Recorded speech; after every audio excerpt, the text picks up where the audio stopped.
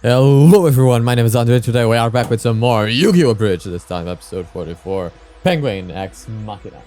So I want this to be a quick video today because, the videos have been way too difficult to edit, and to schedule with everything that I've been doing recently, and it's starting to be quite stressful.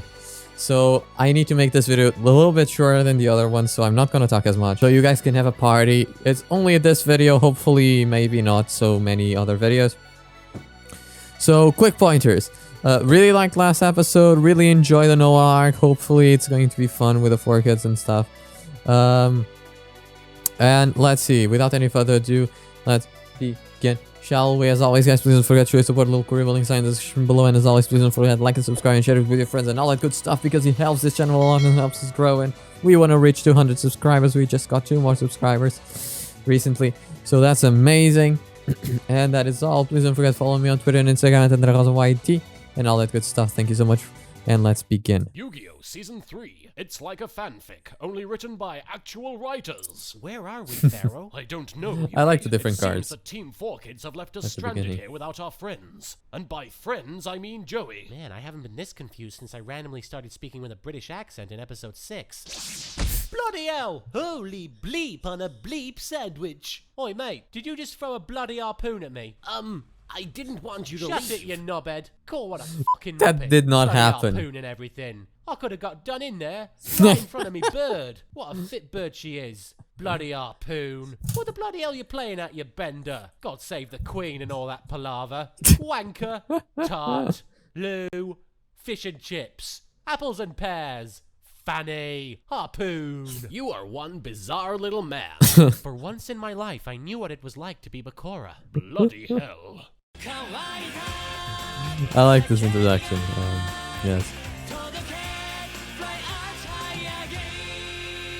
I actually wanted to talk about canon and canons today, but I don't have the time. I'd recognize It'll be for you next anywhere, episode. even though I've only met you the once and had no idea who you were back then. I suppose you're here to claim my body. Yes, but only once I've defeated you in a children's card game. But this is a virtual world of your What? own design. Can't you just throw me into a pit of digital lava? Drop a holographic concrete elephant on top of me? I mean, be creative. Why does it always have to be effing card games? In this card game, we each pick one monster.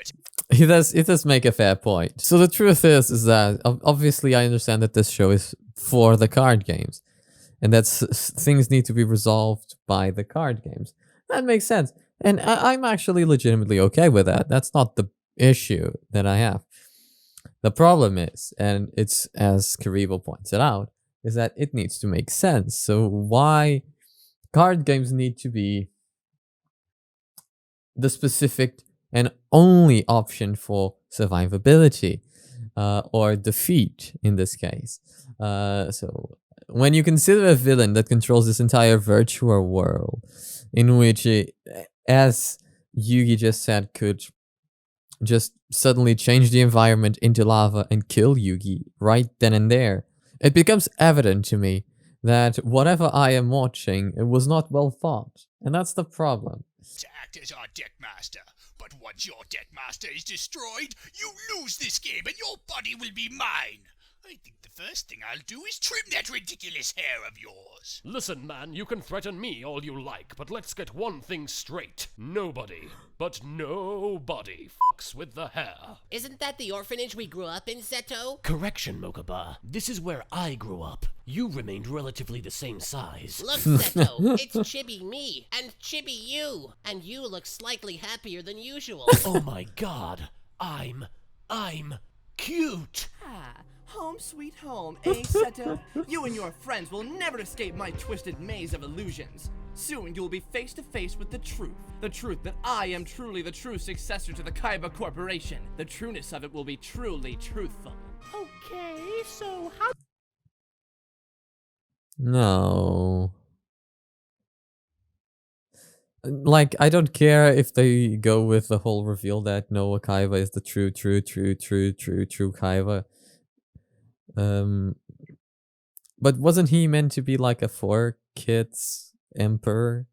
Wasn't that the purpose of the storyline?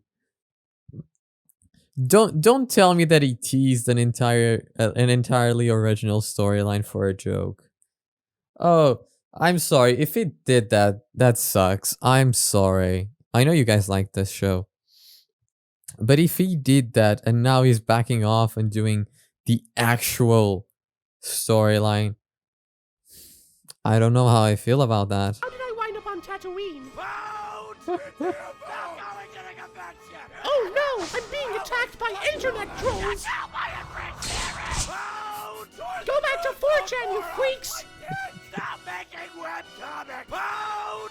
I can't believe I've been separated from my soulmate. Who? The 12-year-old redhead with the awesome rack? That 12-year-old redhead with the awesome rack happens to be my future wife. We gotta get out of here, dude. I kinda have this disease where if I don't have half-naked girls applied to my body at regular intervals, I die. Want me to take my top off? I said half-naked girls. How do you know it won't work if you don't try it? Dude, trust me. I know. Select your deckmaster, Yugi. These monsters are indeed strong. Any one of them could prove a formidable ally. He's going to his Except for Kuriboh. Kuriboh. Ha! Imagine if I said I wanted to choose Kuriboh as my deckmaster, eh?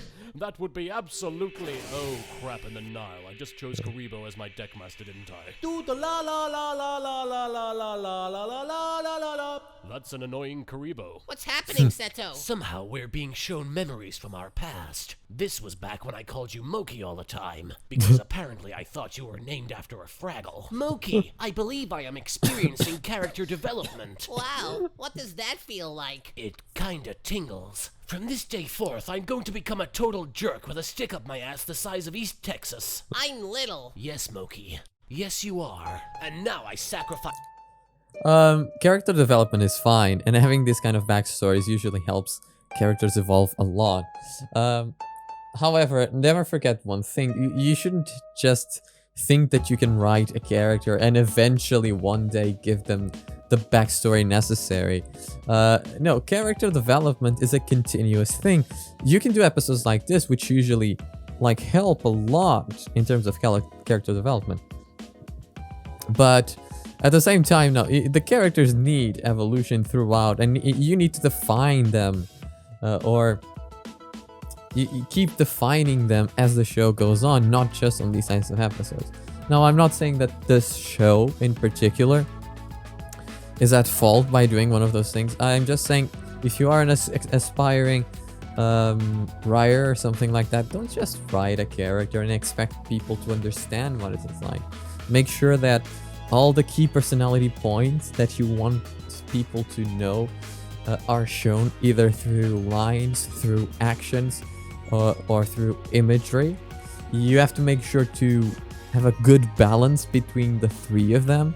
And then if you want to give them even more depth further on, you can do the backstory and have him speak of the past, show the past, something along those lines, to really, really enrich the character even more, and make the viewer enjoy and like and care for the character even more.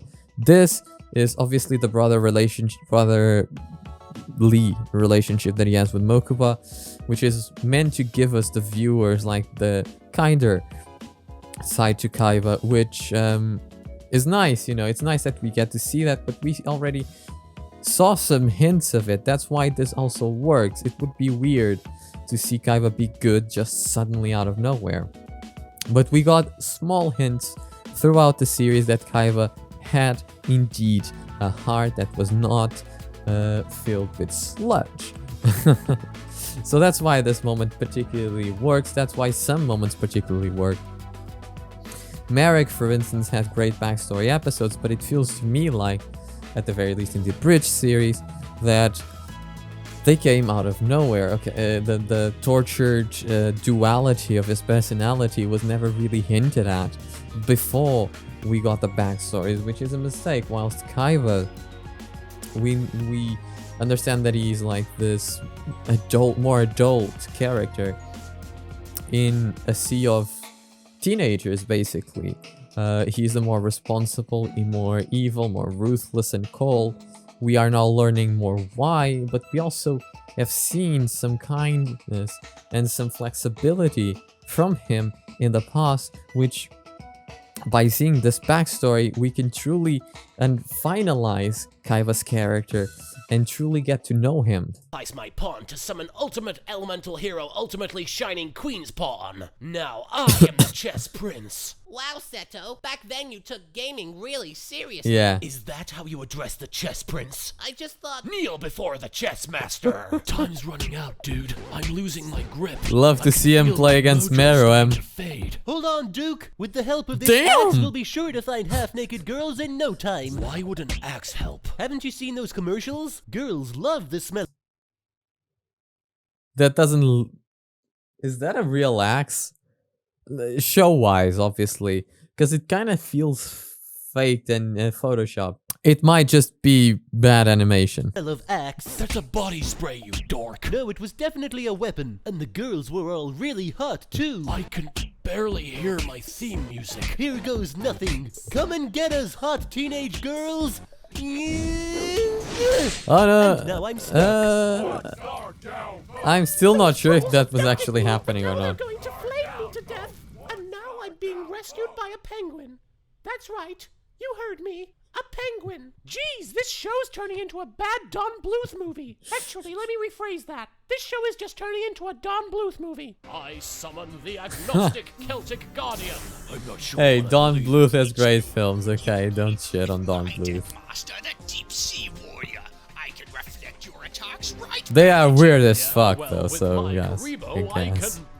can... What exactly is your effect, Kuriboh? La la la la. Oh, that's right. Being cute. How very invaluable. Honestly, I might as well have picked Yugi to be my deckmaster. Hey! I actually remember that the strategy for choosing Kuriboh was intelligence. You were cute. It's a compliment. Gee. Face is cute. Yep. Not long after I became a stick in the mud, the orphanage was visited by the CEO of Kaiba Corp, Gozaburo Kaiba. Gozaburo, okay. So he's the real mastermind behind this. We all know it, so who gives a shit, right?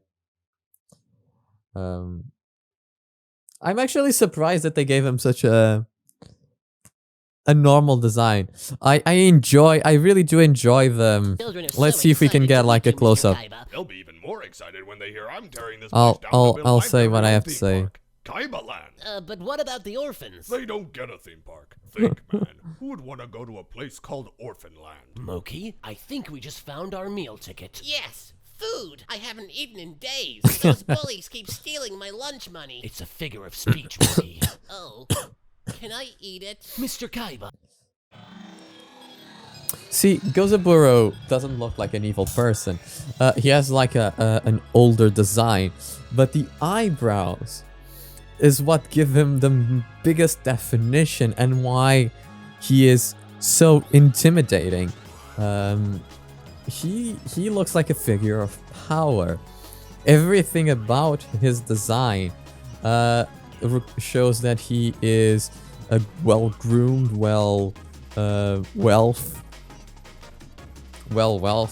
that he is well-groomed, that he has a lot of wealth, and the only thing in his face that really shows like some sternness and some severity and some maybe even arrogance and obviously maybe disdain for others are the eyebrows. They are so big and so, you know, they have this particular shade.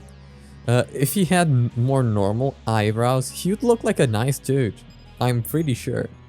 Actually, let me see if I can find a picture of Gozaburo with better eyebrows. I couldn't find any, but you guys, if there's any of you who likes to draw and stuff like that, like, take this particular image that I have right here and like try to take away the eyebrows and do some changes to the eyebrows, like make them thinner, maybe more normal, more akin to other Yu-Gi-Oh characters, and you'll see that a lot of that intimidation disappears. The mustache is also a big factor because of how it's shapen, how it's colored, how it's positioned. Obviously the fact that he has a face whose chin goes like 20 miles beneath the mouth. All of that also helps, and the way that he's shot here, you can't really tell, but it's a tilted shot, so it's kind of like this, you know, not really tilted, but just the camera is still pointing up. It's not straight, right? It's slightly tilted. And as I've explained in the past, you know, tilting from down to up, I don't know the names in English, obviously, but doing that type of shot usually makes a person seem more intimidating, more powerful, and a lot of that stuff. I challenge you to a game of chess, and if I win, you have to adopt us. Why in blazes would I agree to that? Because if you don't, then I will tell the newspapers that you were scared of playing against a kid. Listen, small person, there's no such thing as Wow, that's a good shot. That's a really good shot. Obviously, you have the worried orphan director here. You have the tension in between the two, which this is a test from him to Kaiba. Obviously, he's testing him to see if he has what it takes to be adopted by him, right? Because if he flinches here, he loses completely. He would never get adopted if he lost in his presence. But this really represents like the tension of the scene so beautifully, because you know, he's facing a behemoth. We're not talking about any ordinary suburban dad. We're talking about a multi-millionaire that has accomplished more in 5 minutes than probably any of us will accomplish our entire lives. This guy is, you know, it's a demigod, especially in the eyes of his children. You know, he is a monster. He's the boogeyman. So this is kind of like Kaiba proving himself and showcasing all of his balls. There's nothing else. And his ambition. Kaiba standing up here to this behemoth, it's his ambition that's showing. Publicity. Isn't that right, other small person? Yes, Mr. Gozaburo, sir. Sorry for tearing your ears off, by the way. Sometimes I get mad. What if I taunted you by saying "bok bok" and making gestures that compared you to a chicken? No, anything but that! You're on, kid. But I should warn you, when it comes to chess, I never... Checkmate. Best 2 out of 3? You lost. But I still have my horsey. It's called a knight. Why's the knight a horse? I'm your son now. Horses can't be knights. I mean, that's just silly. Chess is That is stupid. true. Here's Johnny. So, where did all the girls go? Gee, I don't know. Maybe you scared them off with all your constant bitching, Duke. So that was real. Lost, Yugi. Your little Kuriboh was fun for a while, but now he's worn out his welcome. This little Kuriboh holds more power than the whole of Team 4Kids combined. And I'll prove it. Kuriboh, activate Super Chibi Kawaii Desumoe mode. Do the la la la la la la la la la. The more you know. Now I activate Robot Unicorn Attack. Go, mighty unicorn! Cross the rainbow bridge and attack his life points directly! It's oh my god, it's so intense.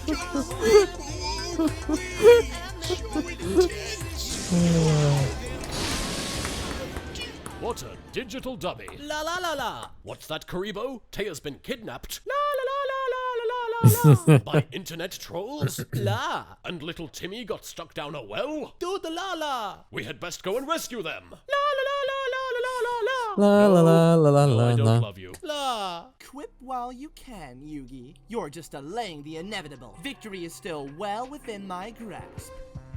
I It feel like is, celebrating. Initiating disco mode. Bum ba bum ba ba ba ba ba bum ba bum ba ba ba ba ba ba ba ba ba ba ba ba.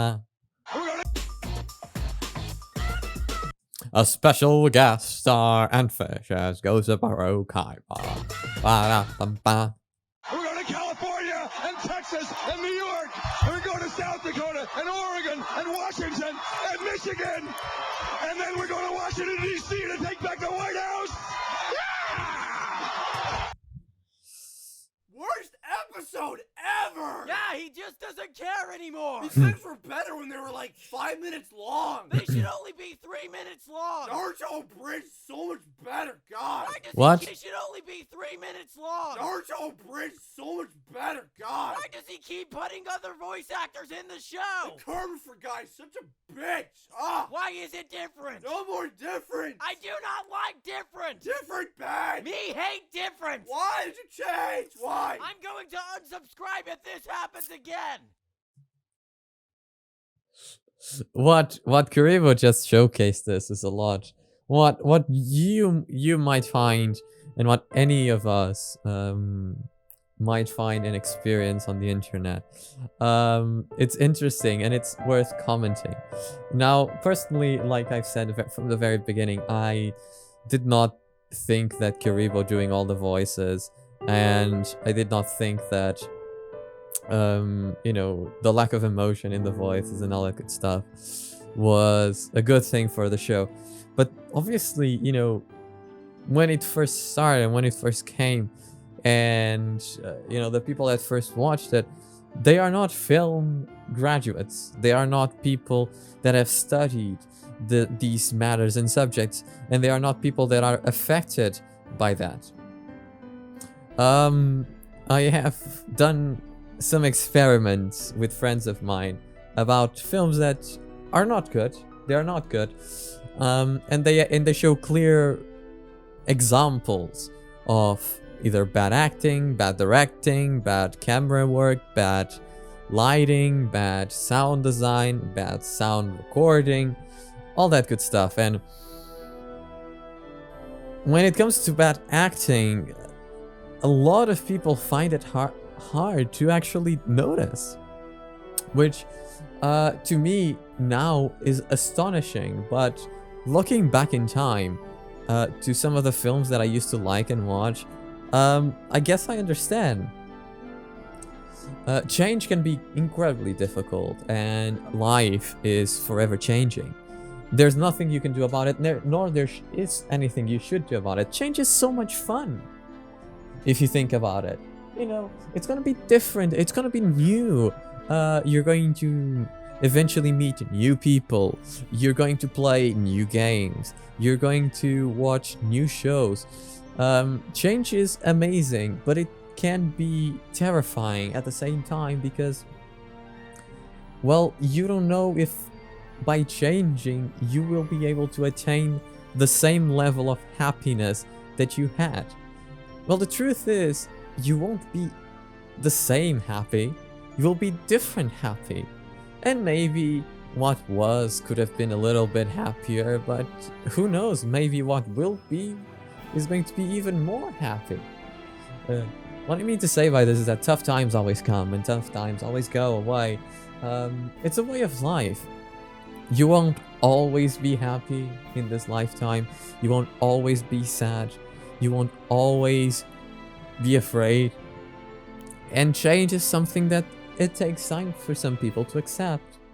Nowadays, change happens on a daily basis, and as humans who took thousands and thousands of years to evolve, it's only natural that we can't really handle that change. But I'm hopeful that for the future of my generation and future generations that come after me, that accepting that change and not be bothered by that change is a good thing. Now, one thing is to be critical about something. Criticizing, even if you're just pointing out the bad things about something, which is not a critic. For those wondering, when you criticize something, and the definition of a critic is analyzing both the good things that are done and the bad things that are done. If you want to be a critic, you need to point the good and the bad. So if you fancy yourself a critic, you can't, but you just point, obviously, what's wrong with what you watched, then you're not a critic, you're a dumbass. I'm sorry, but it's the truth. You should always be able to acknowledge what it's done right and what it's done wrong. And if you have acknowledged both of those things, then you can talk, because then you clearly know what you're talking about. That's the basis of criticism. Criticism exists for evolution. You know, no one can expect to remain or to improve. No one can expect to improve without criticism, without knowing what they are doing wrong. Maybe you can notice what you're doing wrong, but maybe you can't. And having other people input on what you're doing is usually the way to understand and define what you should be doing moving forward to make that better. I'm going to leave this episode here with this thought, which is kind of philosophical, I think. But guys, thank you so much for watching. If you enjoyed this video and this episode, please don't forget to like and subscribe. Do tell me in the comments below if you like that I am naming the episodes, because, well, I thought it would be interesting to try. But again, thank you so much for watching, and I'll see you guys on the next one. Bye!